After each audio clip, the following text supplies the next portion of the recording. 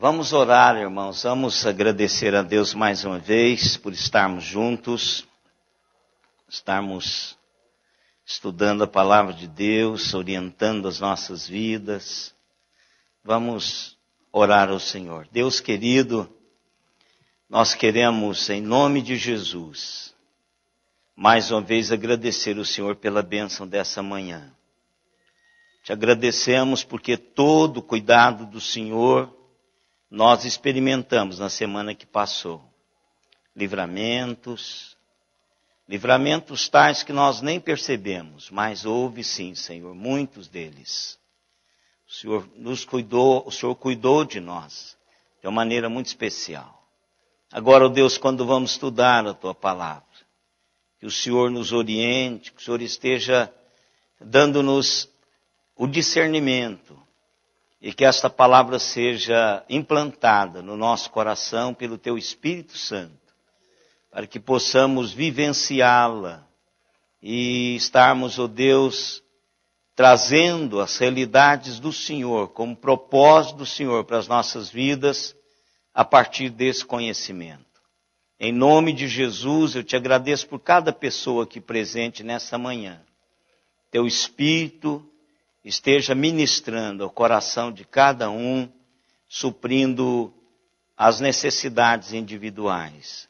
Porque nós acreditamos que é assim que a Tua palavra produz as realidades do Senhor no nosso coração. Em nome de Jesus, nós te oramos e te agradecemos. Amém, Senhor. Amém. Irmãos, essa semana eu recebi um e-mail do Rick Warren. O Rick Warren tem um ministério para cuidar dos pastores. E cai assim na caixa de e-mail da gente algumas coisas ruins, mas cai outras gostosas. Então eu recebi a proposta de um livro grátis sobre 5 princípios para a liderança cristã. E eu precisava de preencher uma ficha, e eu falei, eu vou pegar esse livro. E preenchi a ficha. Quando eu preenchi a ficha, aí eu acessei, dei um enter lá para mandar aquela ficha. Quando mandou, abriu-se a página do ministério do Rick Warren. Então o livro era dele, e a partir daquele momento, ele começa a mandar algumas mensagens.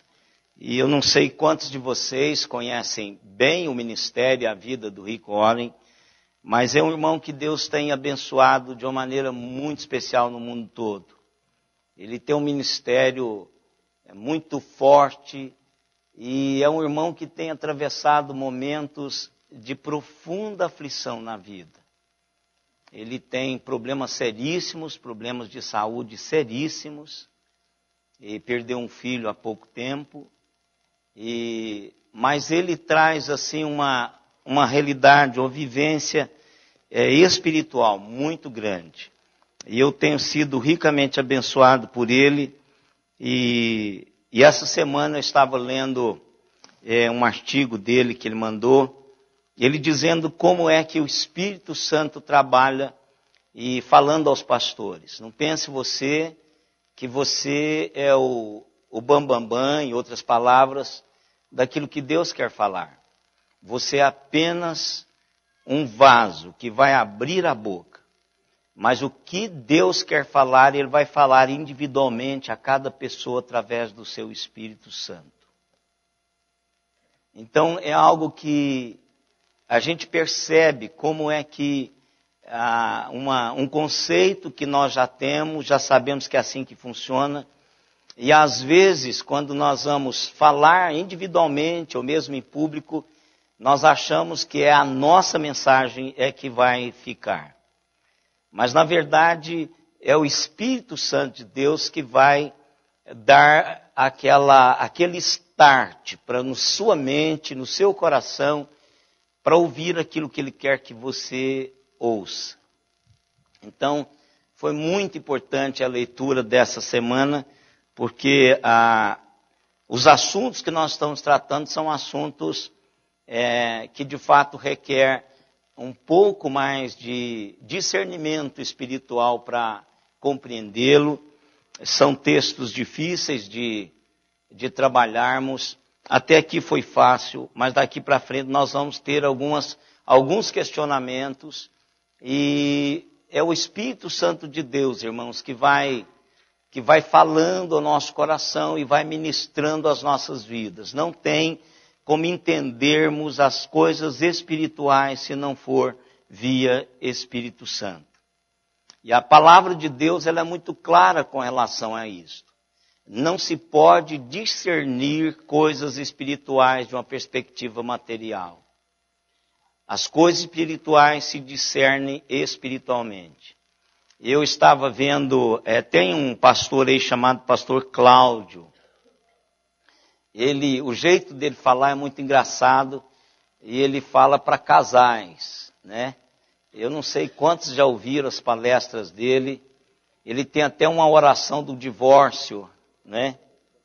Que é interessante, as pessoas estão mandando por e-mail aí umas para as outras. Quem já ouviu a oração do divórcio dele? Então é interessante a oração do divórcio. E ele é uma pessoa assim que eu entendo que a área dele é uma área mais de intimidade. Ele trabalha mais a questão da intimidade do casal. E essa semana eu estava dando aquela voltinha, não sei que dia que foi, mas aquela voltinha lá com o controle. E ele estava no ratinho. E fizeram algumas perguntas para ele e tal. Mas ele, ao responder as perguntas, eu notei que ele perdeu aquela realidade de púlpito. E aí eu fiquei comentando com a Simone assim, determinadas coisas, pastores, nenhum pastor precisa se expor à mídia. Você não precisa se expor. Porque se você quer ouvir o que Deus tem para o seu coração, aqui é o lugar. Porque lá Ele vai dar respostas que as pessoas não vão entender. Ele não pode dar a resposta ao mesmo nível espiritual que Ele faz dentro de uma igreja. Por exemplo, se você vai a um congresso em que Ele vai falar sobre intimidade conjugal, numa perspectiva bíblica, então você está indo lá para ouvir o que Deus tem para o padrão de Deus para a vida conjugal de pessoas que amam o Senhor. Agora, quando eu me exponho num programa como o do Ratinho, que é de audiência nacional, então eu estou dizendo a pessoas, princípio bíblico, que essas pessoas não conseguem entender. E que são princípios contra a cultura. Porque os princípios bíblicos são contra a cultura. A realidade espiritual de Jesus Cristo é contra a cultura. Toda a vida foi. Nunca a cultura esteve abraçada aos princípios bíblicos. Nunca. E isso nunca vai acontecer. A igreja do Senhor Jesus marcha contra a cultura. A cultura lá fora, ela diz uma coisa. Mas o princípio de Deus diz como é o padrão de Deus para a vida e Deus não baixa esse padrão. Embora a cultura faça isso. Embora as leis estão votadas e os homens estão caminhando de acordo com a maré. Os crentes, eles caminham de acordo com a palavra de Deus. Por isso somos chamados para sermos separados. Nós não somos iguais, embora estejamos morando no mesmo planeta. Mas Deus nos chamou para vivermos vidas diferentes. Então, quando eu falo sobre a palavra, quando eu ministro a palavra, no lugar onde as pessoas querem ouvir essa palavra, no lugar onde o Espírito Santo está distribuindo essa palavra de acordo com a necessidade de cada um, então essas pessoas vão ser abençoadas por esta palavra. Quando eu me coloco no lugar aonde as pessoas nem todas elas estão lá, então aí vai surgir muita coisa, vai dizer que é radical, não é? Tem pessoas que gostam de fazer isso. No entanto, eu gosto daquela palavra de Jesus que diz, cuidado para você não jogar pétalas aos porcos. E sair sujo, esse é o grande problema. Quando você aproxima de um chiqueiro, você corre o risco de sair sujo, lambuzado, com cheiro de chiqueiro, de porco. Então, quando nós falamos acerca da palavra de Deus, nós precisamos e temos essa agência espiritual que vai ministrando ao nosso coração. E isso é uma das evidências de que o Espírito de Deus está trabalhando no meu e no seu coração. Quando eu ouço de Deus, não importa quem está pregando, a gente tem essa mania de quem é que vai pregar, quem é que vai falar isso. Não importa, todos nós que falamos de Deus, ou no evangelismo pessoal, ou para milhões de pessoas, ou para meia dúzia de pessoas, Deus é quem vai falar. Nós somos instrumentos.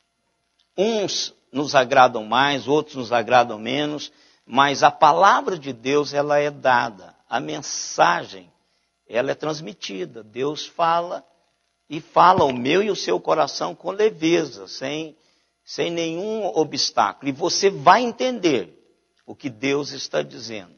Então nós vamos continuar. Por que eu estou falando isso? Porque o nosso texto que nós lemos, estamos estudando na vida de Davi, está em 1 Samuel capítulo 28. 1 Samuel capítulo 28. Nós já vimos toda a luta, toda a realidade de Davi. E como eu disse para os irmãos, se eu pudesse pular esse texto e colocar já Davi no trono, eu faria, porque é um texto que precisa de um discernimento de Deus para entender o que foi que aconteceu. Então, mas eu não posso fazer isso. Como expositor da Bíblia, eu não posso pular nenhum texto. Eu tenho que passar o texto e expor aquilo que Deus tem colocado no meu coração. Então nós estamos no momento em que Saul está encurralado, Saul está com os filisteus à sua volta, e o grande temor de Saul é que Davi esteja com eles, porque Saul tinha um medo tremendo de Davi.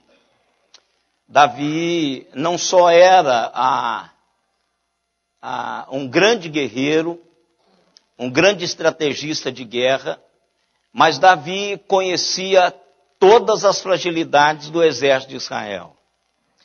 E Saul sabia que Deus estava com Davi, apesar de Davi. Então agora os filisteus se reúnem em torno do exército de Israel, e Saul tenta consultar a Deus.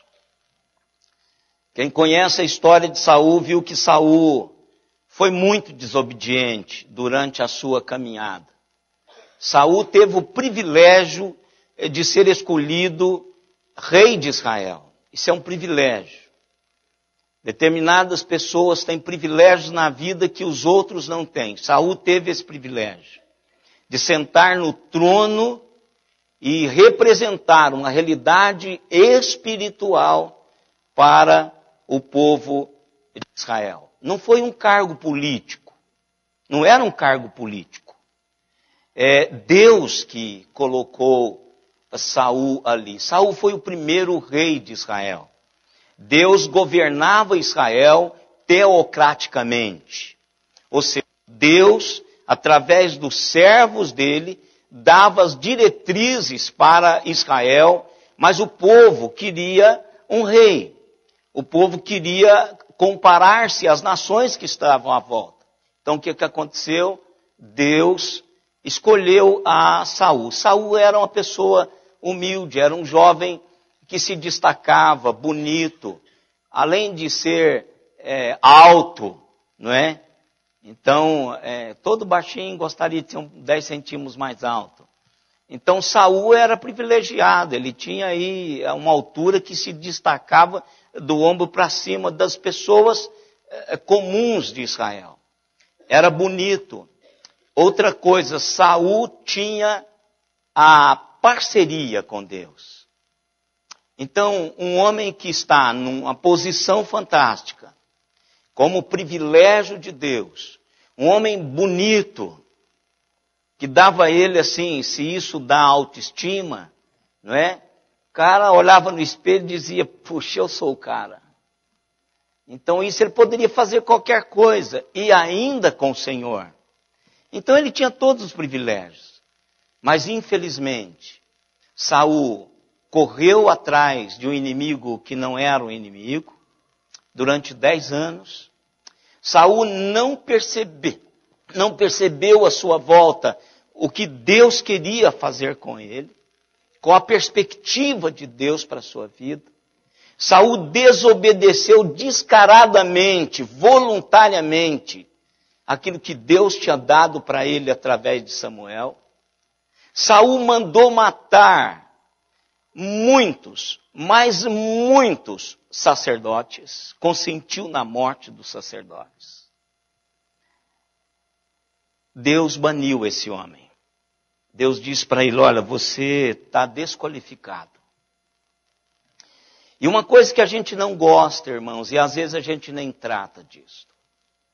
Deus, Ele nos substitui nos seus projetos. Nenhum de nós somos insubstituíveis. O que nos garante essa permanência no projeto de Deus é o seguinte, é a minha integridade diante do Senhor.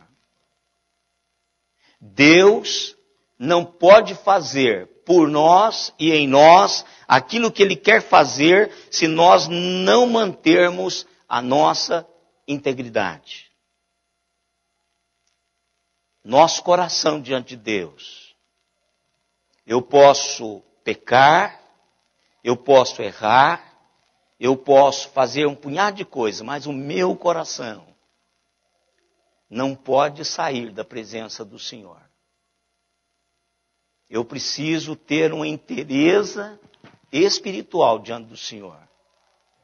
Eu posso dar um cochilo, perder um pouco da minha perspectiva, errar, mas o meu coração não pode sair da presença do Senhor.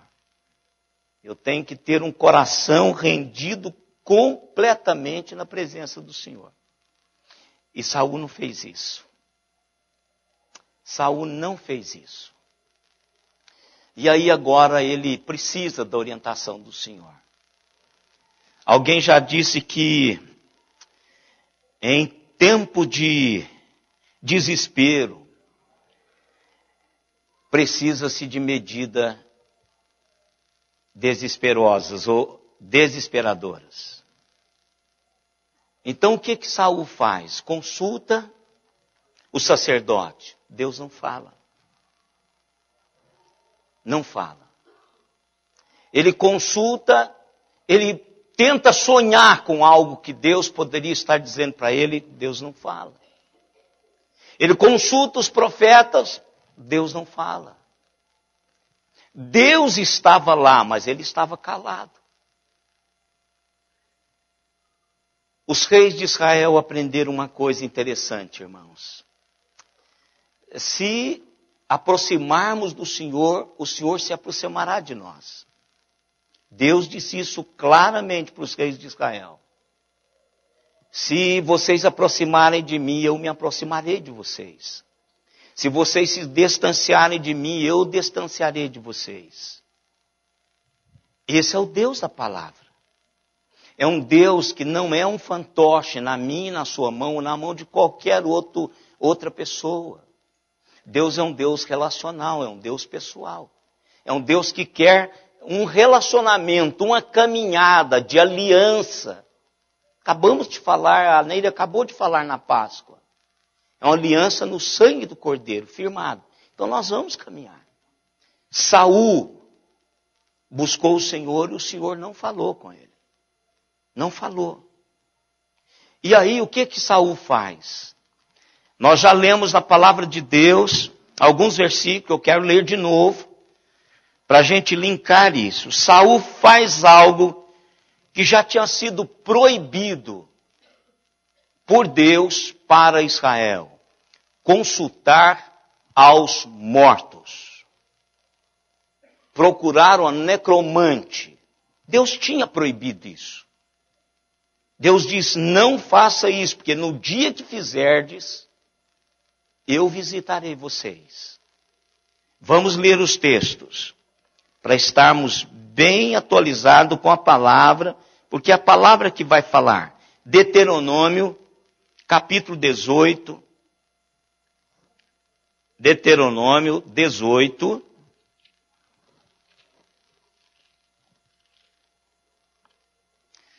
Verso 10 ao verso 14, ou 9, 14. Diz assim, quando entrares na terra, que o Senhor teu Deus te der, não aprenderás a fazer conforme as abominações daqueles povos. Aqui está, irmãos, mais uma afirmação bíblica. Isso aqui não tem um livro, John Stott.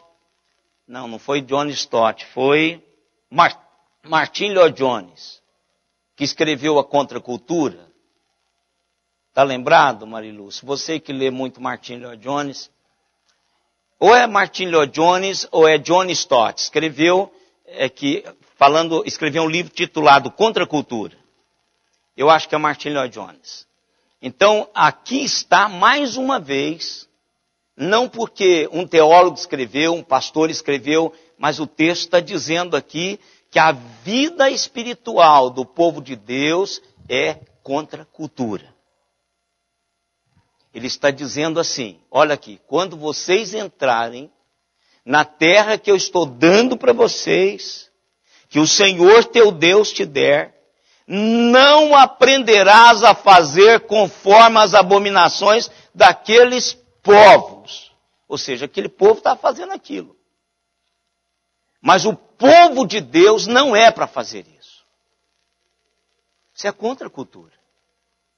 É você chegar num lugar onde todo mundo faz e Deus diz para você não fazer. Essa é a sua integridade diante do Senhor.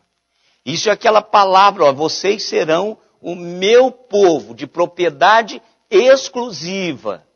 Então, nós somos pessoas separadas para representar o Senhor.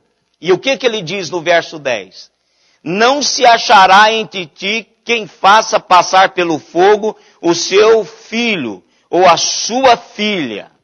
Ou seja, tinha cultos nessa terra que os filhos eram oferecidos em holocaustos aos seus deuses. E Deus está dizendo assim, nenhum filho de Israel será oferecido em holocausto. Nem homem, nem mulher. Isso aqui é interessante porque muitas vezes tem determinadas etnias, se nasce mulher, cai fora. É oferecida. Se nasce gêmeos, um é sacrificado. Eles optam por um deles e sacrificam o outro. Isso ainda hoje tem isso. Nem adivinhador, nem prognosticador, nem agoureiro, nem feiticeiro, nem encantador, nem necromante, nem mágico, nem quem consulte os mortos, pois todo aquele que faz tal coisa é abominação ao Senhor. E por estas abominações, o Senhor teu Deus os lançará de diante de ti. Ou seja, Deus não permite que isso aconteça. Ao verso 13. Perfeito serás para com o Senhor teu Deus. Ou seja, o que Deus requer é que o meu e o seu coração esteja inteiro diante dele. Que não tenhamos nenhuma variante e nenhuma distração com relação a isso. 14. Porque estas nações que hás de possuir ouvem os prognosticadores e os adivinhadores, porém a ti o Senhor teu Deus não permitiu tal coisa. Ou seja, está proibido. Deus, o Deus eterno, o Deus que salvou esse povo, o Deus que tirou esse povo, diz: vocês serão diferentes. Vocês serão diferentes. E isso precisa ficar na nossa cabeça, irmãos. Somos um povo diferente, o povo de Deus. Não estou falando presbiteriano, estou dizendo o povo de Deus esparramado em todos os arraiais. Que nós não sabemos, Deus sabe. Esse povo age de maneira diferente. Há algumas coisas que não convêm a estas pessoas. Há outras que não devem ser feitas. Porque eu sou crente mesmo, por isso que eu não faço isso. Eu sou de Jesus, por isso que eu não faço isso. Outras, você pode dizer, até me convém, mas não me é lícito fazer isso. Não me é lícito. Eu não quero passar o meu testemunho fazendo isso. Pode até que a mim poderia até me ser lícito. Há muitas coisas que são lícitas, mas nem todas me convêm. Então eu preciso de colocar isso no coração. Outro texto é Levítico 19, 31.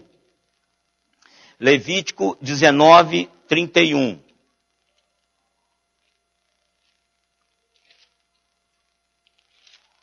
Olha o que a palavra diz, Levítico 19, 31.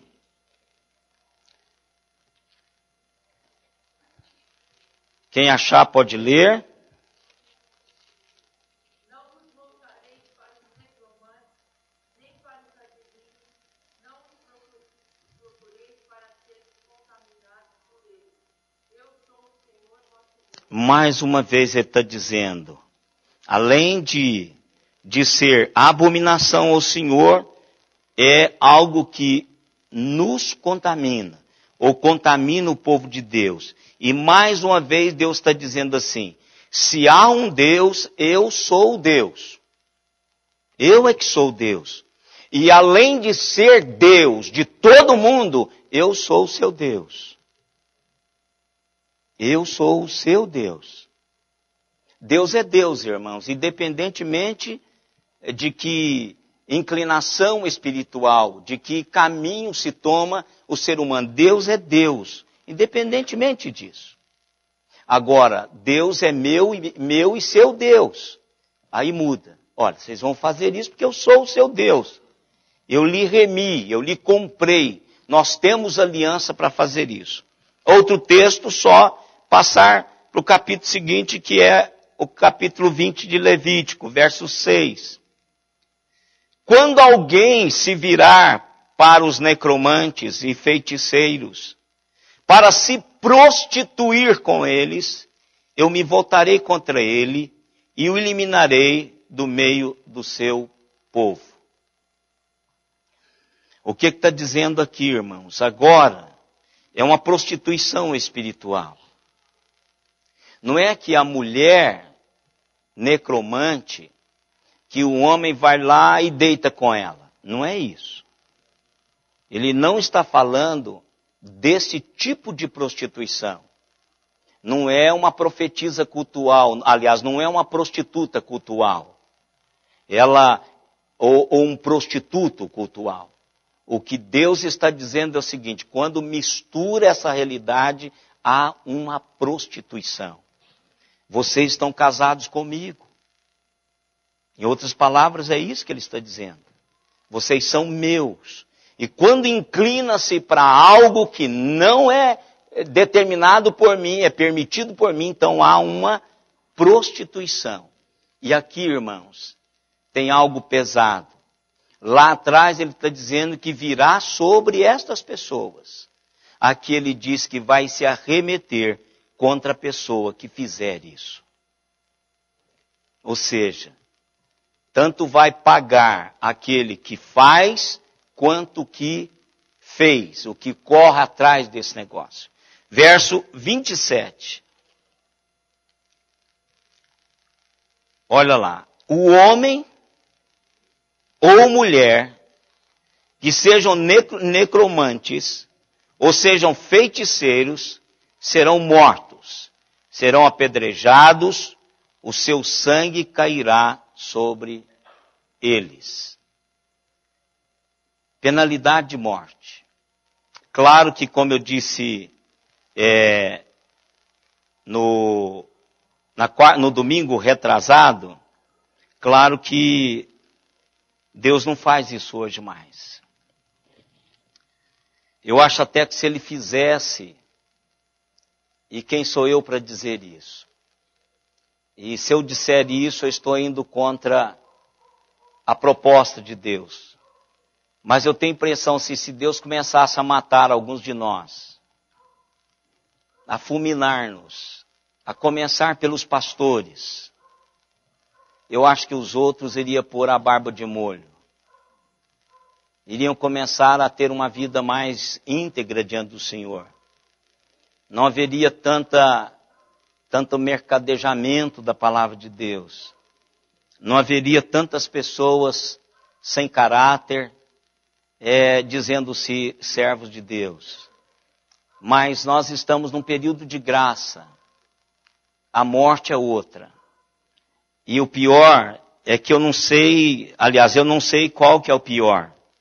Se é morrer fulminado, porque eu cometi algum delito diante de Deus que custou a minha vida, ou se viver a vida toda enganado e quando chegar na eternidade receber o veredito na eternidade.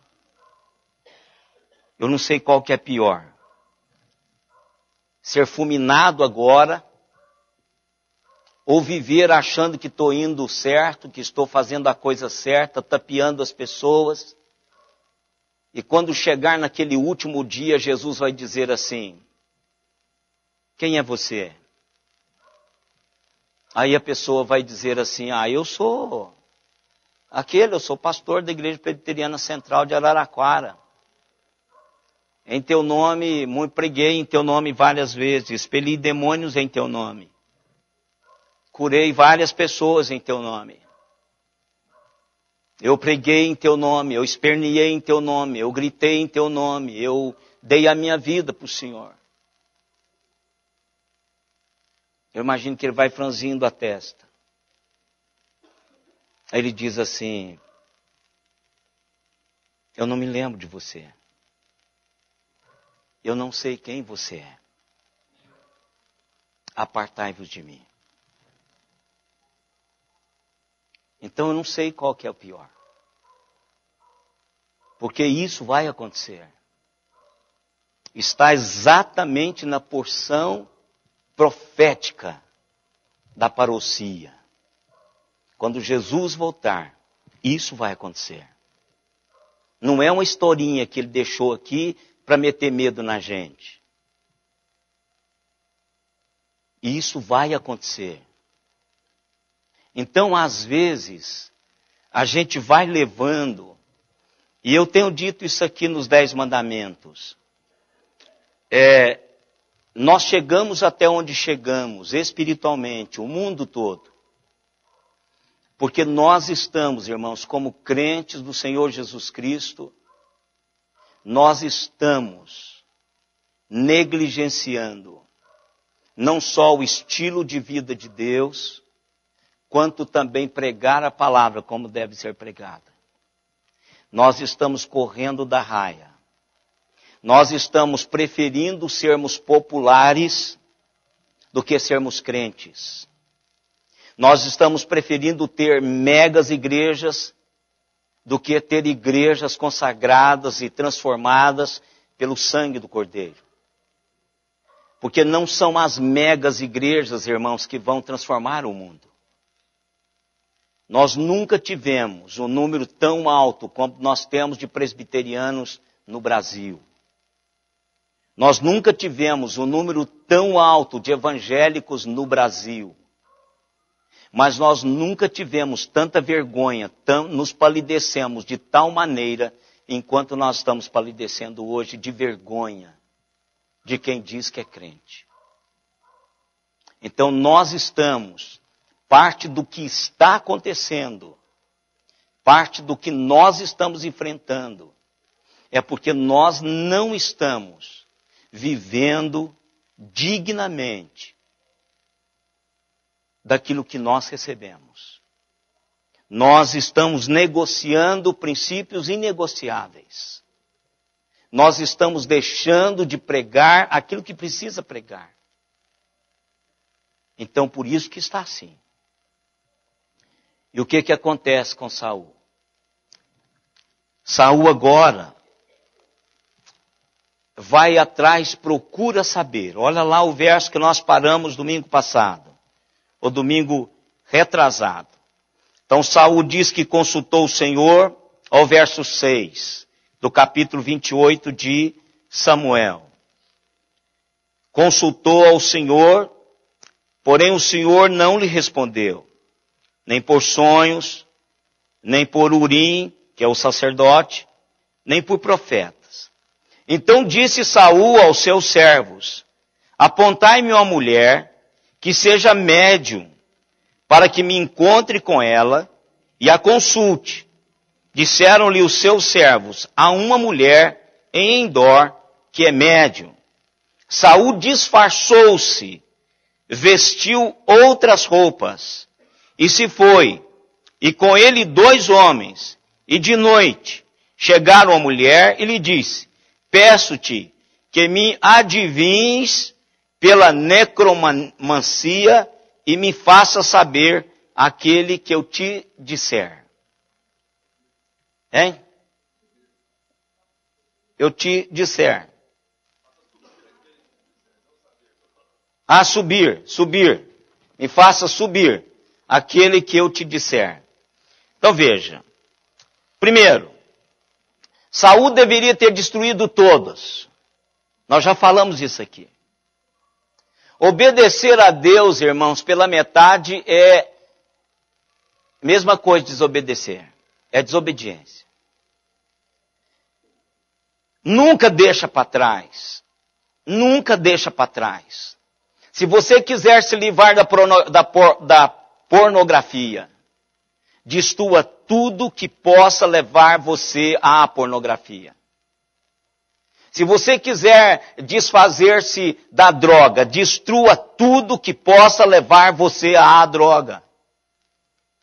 Não deixe nada, não deixe cartãozinho do traficante que te entrega em casa, não deixa nada.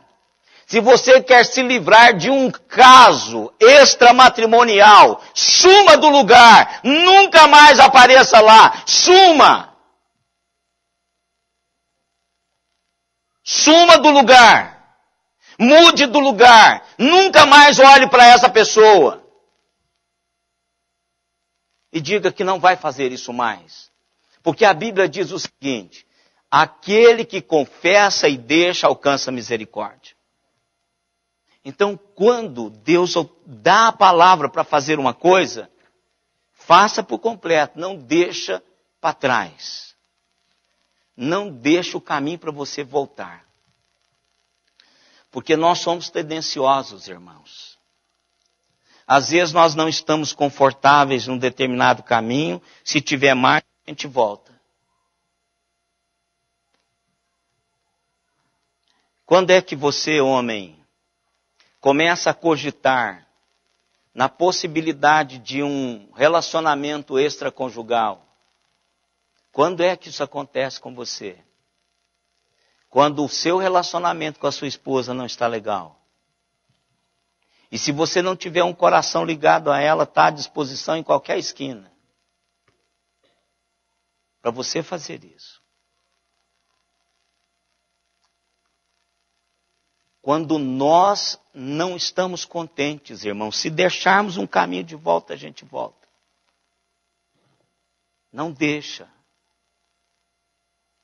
Queime tudo, queime as revistinhas pornográficas, playboys, desconecta. Não deixa só um código que você sabe, desconecta esse negócio, manda tirar esse negócio da sua televisão, manda tirar esse negócio do seu computador.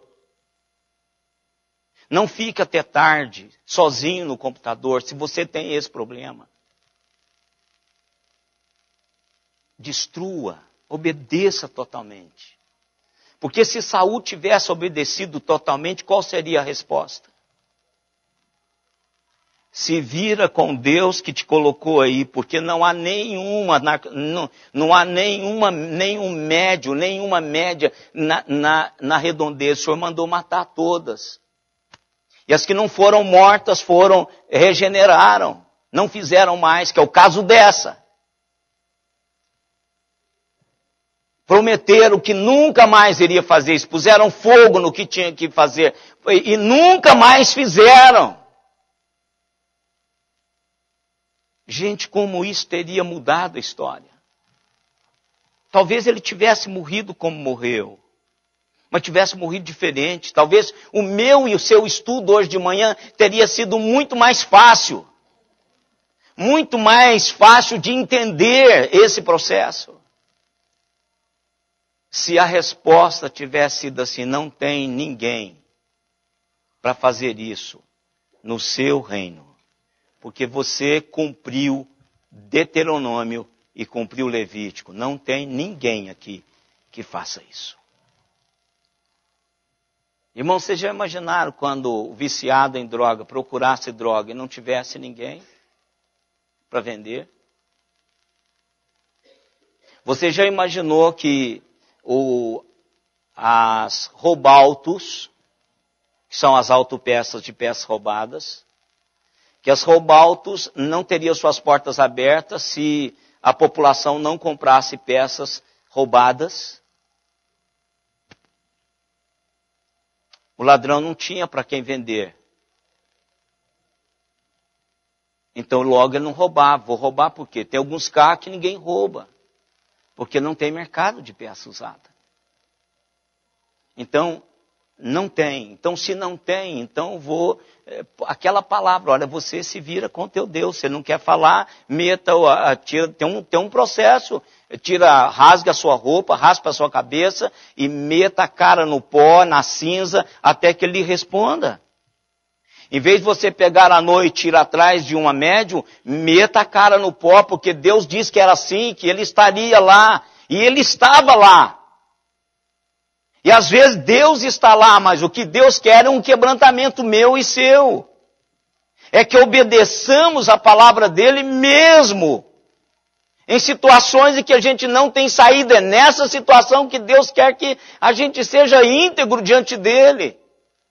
É nessa situação que eu não tenho saída, que eu tenho que meter a cara no pó e dizer, Deus, não saio daqui até que o Senhor não me diga o que fazer. Ou nenhum de vocês nunca passaram por uma coisa dessa?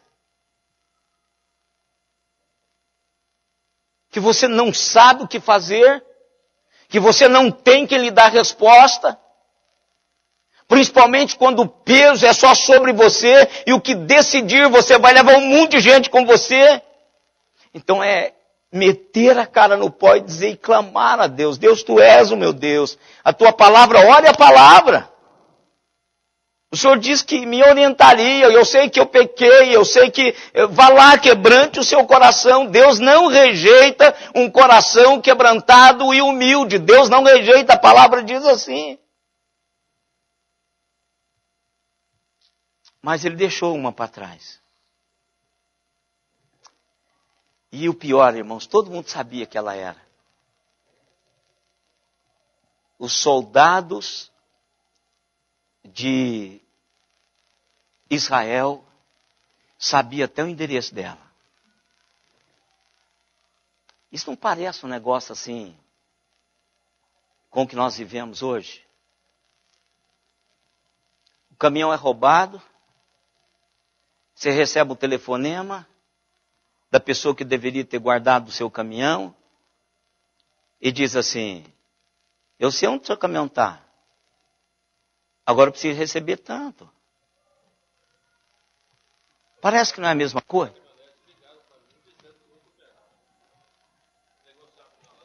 Não vai, não importa se ele é fardado ou se ele não é fardado. Não importa se ele é soldado de Saul, quer dizer, o camarada caminhando com Saul, sabia que Saul era meio mole. Então, ele sabia o endereço. E aí o que Saul fez, irmão? Disfarça. Saul era um mestre em disfarçar, irmãos.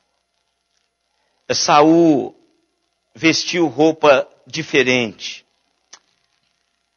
Olha aí o que ele diz. Saul disfarçou-se, vestiu outras roupas e se foi.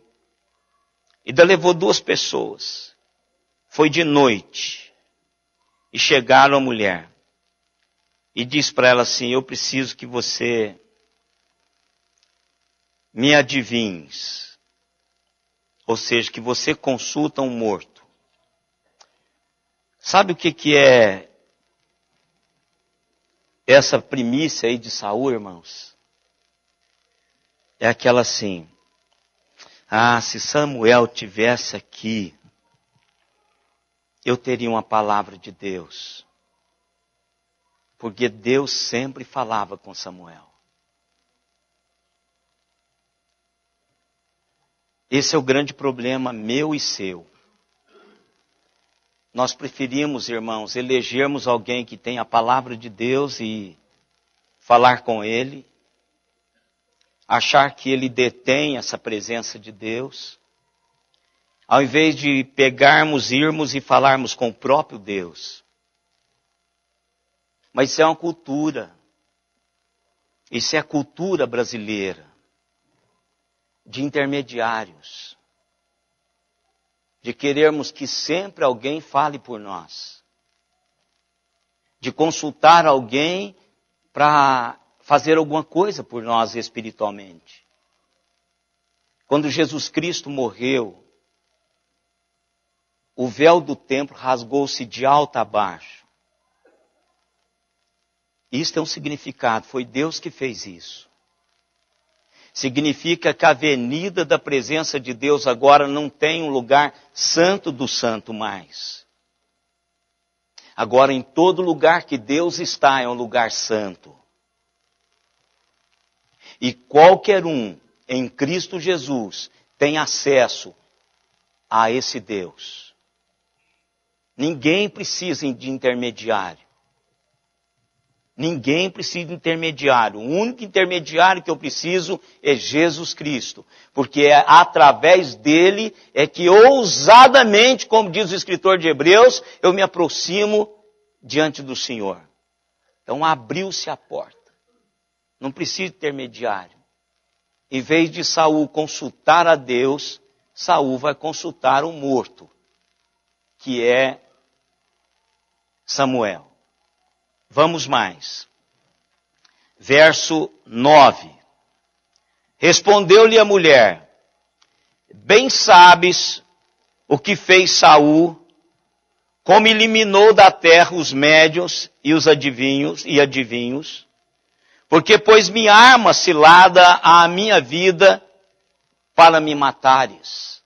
Ou seja, essa mulher é muito mais temente do que o próprio rei. Ela está dizendo para o próprio Saul, olha, você sabe o que Saul fez? Saul apregoou o Deuteronômio, Levítico. Saul nos fez ver o que a palavra de Deus faz. E Saul eliminou. E eu abri mão disso. E agora você está me armando uma cilada para me matar? Irmãos, isso aqui deveria ter feito Saul voltar. Imaginou você um crente? Eu vou colocar-me, eu, pastor, vou fazer qualquer coisa. E a pessoa do outro lado, não importa o que seja, qualquer coisa. E a pessoa me responde, pastor, o que o senhor está fazendo? O senhor está me levando a fazer alguma coisa que o senhor, a vida toda, diz que a Bíblia é contra. O que eu tinha que fazer em plena consciência? Correr dali. O que essa médium está dizendo para Saul é: Saul. E ela não sabia que era ele por enquanto. Ele deveria fazer: não quero mais nada não, vou voltar. Volta para casa, porque Saul foi um instrumento para promover algo que Deus queria que fosse feito. Mas agora ele está usando aquilo que ele sabe que Deus diz que não é para fazer. E essa mulher está com medo. Verso 10. Então Saul lhe jurou pelo Senhor, dizendo: tão certo como vive o Senhor, nenhum castigo te sobrevirá por isso. Pai do céu. Vocês lembram que a Bíblia diz assim, que um abismo arrasta outro abismo? Como que você evoca o nome de Deus para proteger alguém que você está desobedecendo a esse próprio Deus? Como é que pode fazer isso? Por isso que eu digo, a integridade do coração daquele que serve o Senhor tem que estar inteiro diante do Senhor. Você não pode, nós vamos começar quarta-feira, na outra quarta-feira. Eu só não comecei agora porque eu fiz outro estudo quarta-feira passada, porque nós íamos quebrar o estudo na próxima quarta-feira com o reverendo Brubaker. Mas nós vamos começar o terceiro mandamento. Qual que é o terceiro mandamento, irmãos?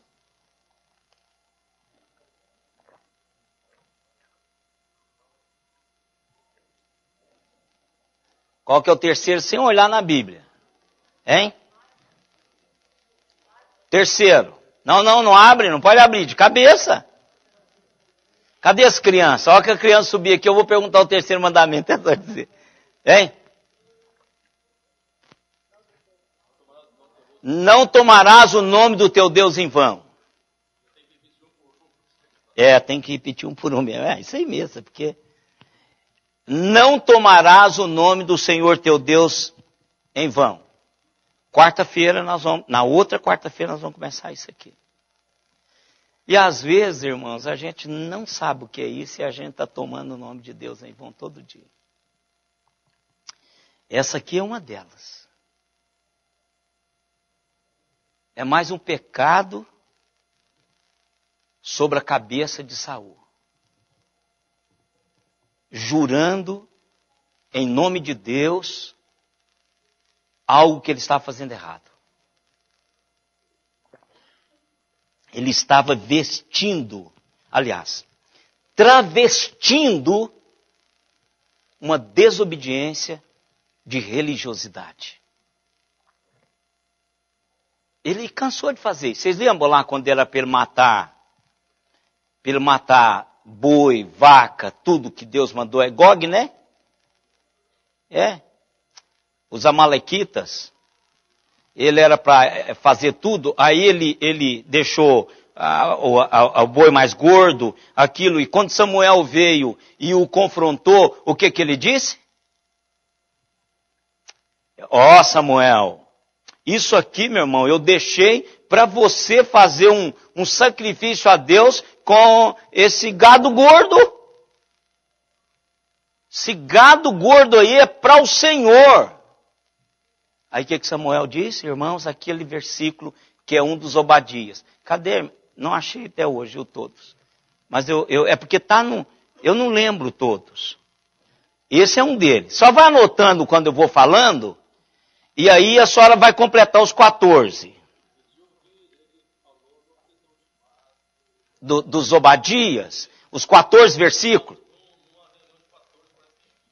Quem falou? O reverendo Francisco Leonardo? Falou dos 14 versículos? Então, mas vai anotando que vai vindo à minha mente. Eu já disse todos eles, mas se vocês forem anotando, aí vai a gente acabar formando os 14 aí. Então, esse é um deles. Que Deus não se agrada de gordura, mas o que Deus quer é que lhe obedeça a sua palavra. Não é sacrifício, não é gordura de animais, mas em que se obedeça a sua palavra. Ou seja, Saul travestiu a desobediência dele em religiosidade. A maioria nós fazemos isso hoje, irmãos. Quantas cruzadas foram feitas e pessoas morreram em nome de Deus? Quanta gente morreu em nome de Deus? Quantas pessoas? E quantas vezes eu e vocês travestimos de religiosidade, as nossas desobediências. Então ele toma o nome de Deus em vão. Aqui é um dos quadros. Nós vamos repetir na outra quarta-feira, esse é um dos textos que está lá já no nosso estudo, que já está quase pronto. Verso 11. Então lhe disse a mulher, quem te farei subir? Respondeu ele, faz-me subir Samuel. Aqui começa então a sessão mediúnica. E que nós vamos responder algumas perguntas aqui. Verso 12. Vendo a mulher Samuel, precisamos. Eu não sei se é porque eu falo muito, ou se é porque o tempo passa muito rápido. Vendo a mulher a Samuel, gritou em alta voz. E a mulher disse a Saul, por que me enganaste? Pois tu mesmo és Saul. Primeiro ele foi desmascarado. Primeira coisa. Então, irmãos, uma das coisas é o seguinte, o teu pecado te alcançará. Não esqueça disso, o teu pecado te alcançará. Em algum momento, você vai ser pego pelos seus pecados. Então deixe, confesse e alcance misericórdia. A pergunta que nós vamos responder na próxima escola dominical é: o que de fato essa mulher viu? Foi uma ilusão? Foi Samuel? Foi o demônio? Foi um fantasma? O que essa mulher viu? Tem implicações espirituais e tem implicações de interpretação bíblica. Então nós vamos, no próximo domingo, nós vamos caminhar em direção a isto. E não tenha pressa. Porque isso aqui você mastiga aos pouquinhos. Se não mastigar aos pouquinhos, faz mal. Isso aqui é igualzinho comer piqui. Os mineiros e goianos sabem disso. Se morder no piqui de uma vez, né? Não sei quem trouxe, foi a... Hein? Você mordeu? Então, hein? A Danila que trouxe. A primeira pessoas não mordam o piqui. Roer igual papagaio. Porque senão você pode espinhar e depois o negócio complica. Aqui você tem que usar os princípios de hermenêutica bíblica. Primeira coisa para você fazer. Aliás, todo texto da Bíblia, irmãos, você não pode interpretá-lo sem usar os princípios hermenêuticos. A Bíblia, eu já disse aqui para os irmãos, a hermenêutica é uma ciência. É a ciência da interpretação bíblica. E tudo que você for fazer, se tiver princípio para ser feito, obedeça os princípios. Porque se você não obedecer os princípios, você vai falar abobrinha. Eu, quando estou ouvindo alguém, irmãos, pregar ou fazer qualquer meditação, eu sei se eles sabem ou se não sabem. Porque se abrir assim a Bíblia e dizer alguma coisa fácil de ser dito, é uma coisa. Quando você abre a Bíblia e começa a dizer coisa que não é fácil dizer, então aí eu já jogo o princípio hermenêutico em cima do texto. Minha mente já está treinada a fazer isso. Então eu bato o princípio do texto e falo, ele está errando, ele não vai sair desse buraco. Você pega Salmo 23, o Senhor é meu pastor e nada me faltará. Isso aqui é fácil de interpretar. É aquela menininha, né?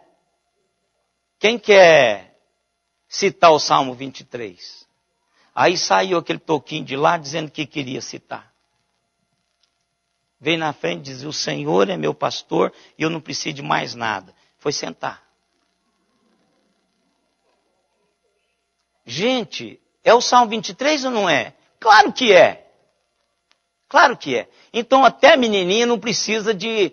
Agora, a maioria da Bíblia precisa ser colocada dentro dos princípios hermenêuticos, senão fala besteira. Sim, pode. Se não for dentro do texto lá, no que vai sobrar, pode fazer. Porque eu só vou responder pergunta do versículo para lá a partir do domingo que vem. Sempre vê claro essa consulta de saúde lá da Isidora, né? Na pitonisa. E Deus falando antes, que não era para consultar. Isso. Tem um texto antes que alguém estava consultando. Existe esse texto? Que alguém estava, do povo de Deus, consultando ela? Essa não.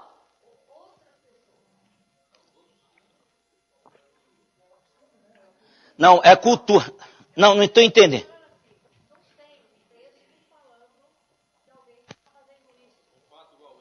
No meio do povo, não tem. Não tem, né? No meio do povo de Deus, não. Só, já tinha povo fazendo isso. Já era parte da cultura. Irmãos, se nós pegarmos, deixa eu só. Nós temos 5 em Araraquara, 4 não detectado, 1 em São Paulo, 1 em Londres. Ô Lu, um abraço, filha. 1 em Osaka. Será? Osaka não, né? Mas pode ser. Não, pois é, mas ele não está em Osaka. Pode ser a cunhada. Senhor? Não, mas pode ser também, porque se for você, Samuel, um abraço. Se não for, um abraço também. Quem está em Osaka, em Jaú também. Que Deus abençoe. Um abração a todos até a noite. E quarta-feira nós temos Pastor Bull Baker e estará sendo transmitido via internet. Vocês dois, quando tiverem